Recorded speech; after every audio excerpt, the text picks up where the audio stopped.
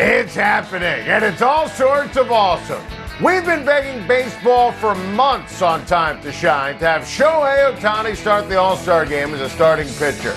And today, he officially got the nod. This is awesome, unprecedented genius and greatness. And you know I've been obsessed with Shohei Ohtani for years.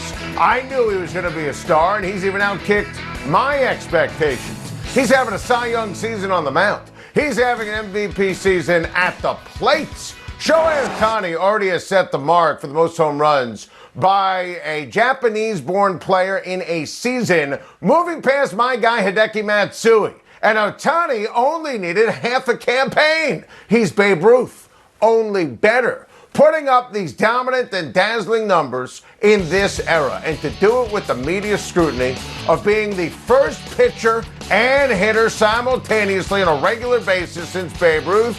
Wow, wow, wow. Not to mention his speed on the bases, his unreal contact at the plate, his sensational bat speed, Ohtani's breathtaking range and throwing arm in the outfield. So tonight, think about this. Ohtani's in the home run derby. He's going to put on a show.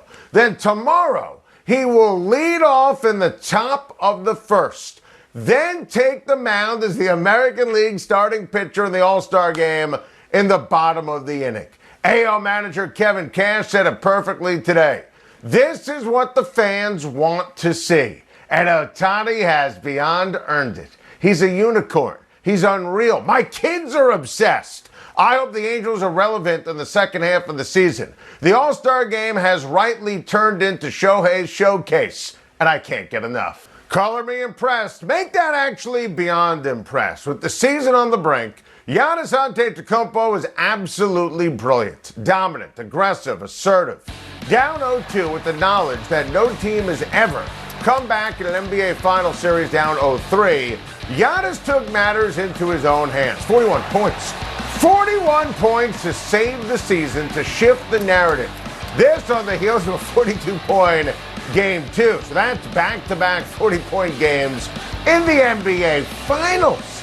Michael Jordan once had 4 straight 40-point games, and nobody is Michael Jordan. He's one of one.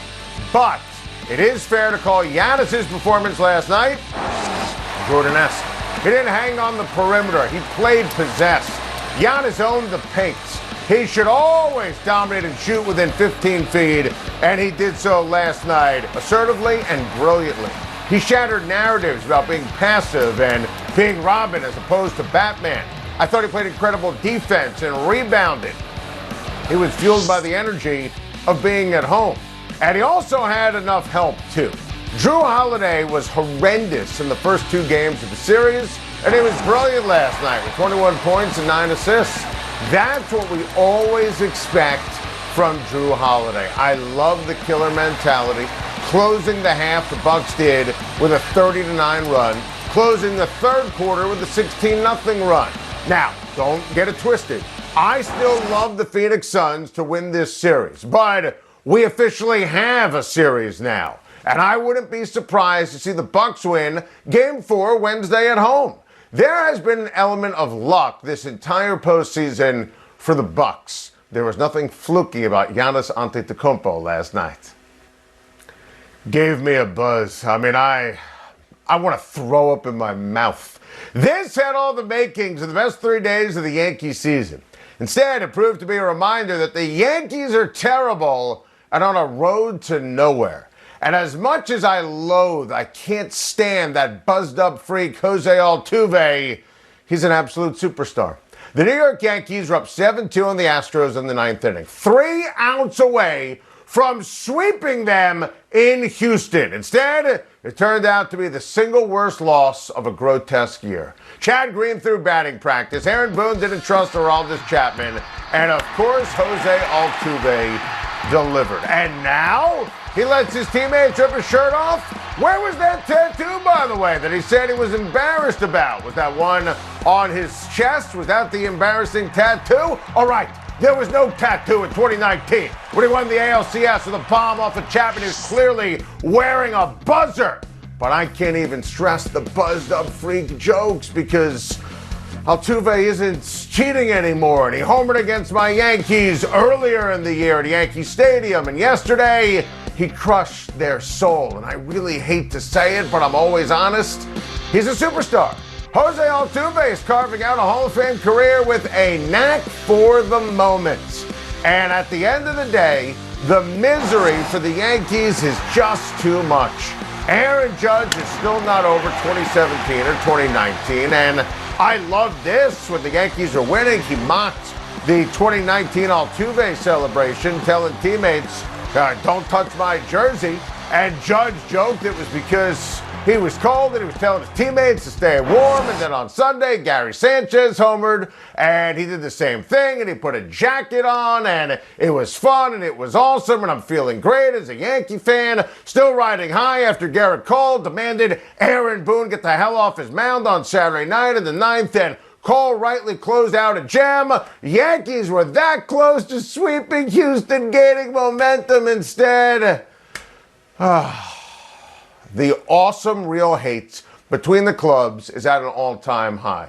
The Astros reminded the fourth-place Yankees that their 2021 season is a flat-out waste. Nothing Aaron Rodgers has said has changed my opinion. He's done in Green Bay.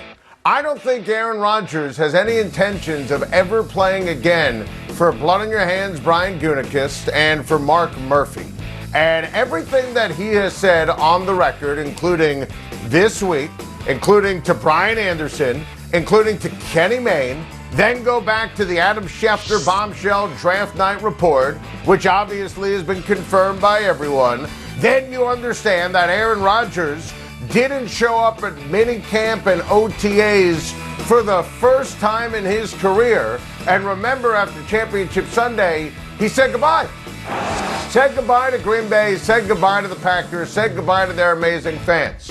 Why does anyone think Aaron Rodgers wants to play for Gutekunst and for Mark Murphy again? When he says he's going to enjoy the golf, and then he's going to take some time and work out and enjoy the next few weeks? I mean, he didn't say, hey, Devontae, I'll see you in training camp. He didn't say, Matt LaFleur, let's go win a championship. I mean, these guys, you need to understand, and it's worth jogging the mental Rolodex. I think sometimes people just think, oh, Rodgers will automatically show. They've all met with Aaron Rodgers this offseason. LaFleur met with him. Gutekunst met with him. Murphy met with him. Nothing's changed because this relationship is burnt to a crisp because they didn't know how to treat Aaron Rodgers. They drafted Jordan Love as opposed to getting him help at the receiver position.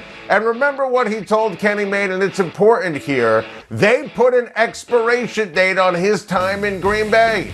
Rodgers is now saying, well, let's do it on my timeline, which leads me to the Denver Broncos. And Von Miller told our friend Mike Klis, very well-respected television reporter in Denver, that he thinks John Elway and George Paton are the guys to bring in someone like Aaron Rodgers. You know, he said all the right things about Drew Lock and about Teddy Bridgewater. But you put Aaron Rodgers with this group, let me tell you something. This Denver Bronco team with these weapons, with this superstar, with this MVP, the most dreamy quarterback, most talented quarterback in NFL history, the Denver Broncos would be in the mix for the Super Bowl.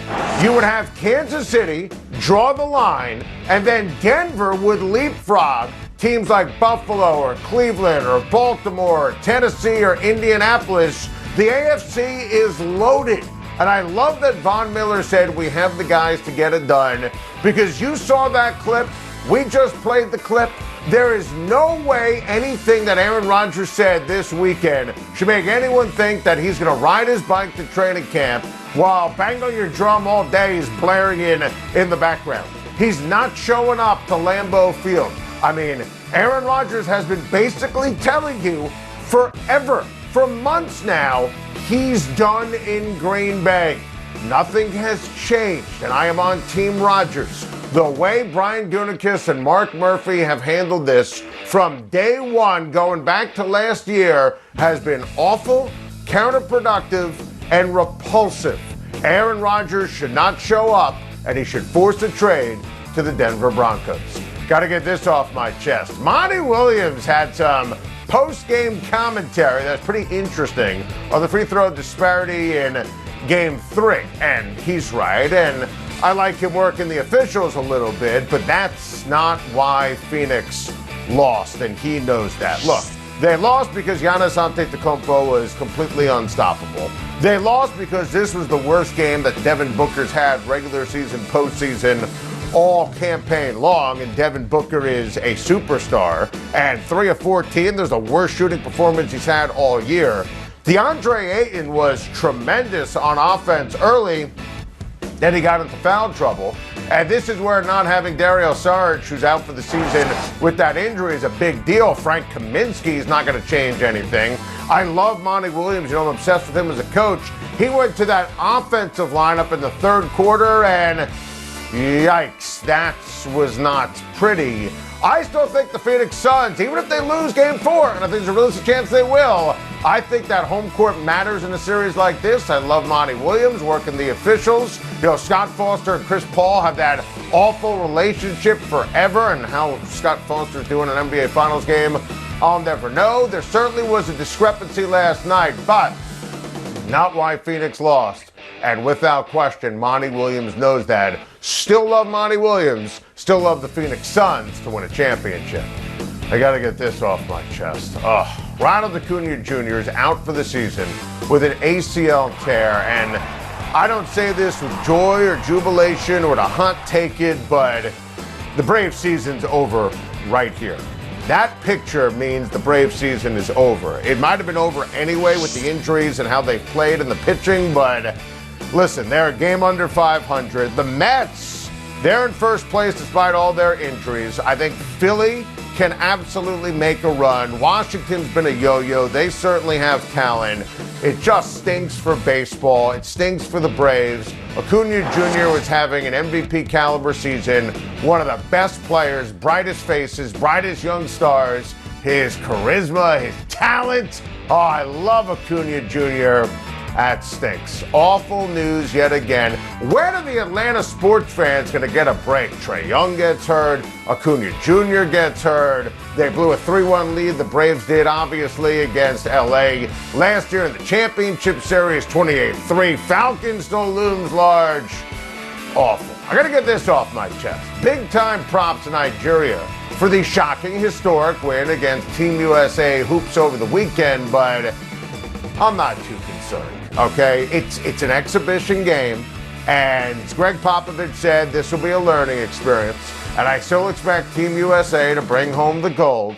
And I credit Nigeria. I don't want to take anything away. And Mike Brown, who's a Warriors assistant, used to be the Cavs head coach. He's done a heck of a job. Give them credit. Team USA was favored by 28.5, 29 points in this game. This is like when my alma mater Syracuse lost against Lemoyne, right? You could tell people forever it was an exhibition game and it didn't matter, and that's true. You still lost to Lemoyne. Team USA still lost to Nigeria. Do I think this is going to serve as a rallying point and Pop is going to be able to get everyone's attention? Of course. These guys have barely played together. Team USA is still going to win a gold medal at the Olympics, and I can't wait for it. Thank you for watching. Please like and subscribe, and don't forget to hit the bell for more videos.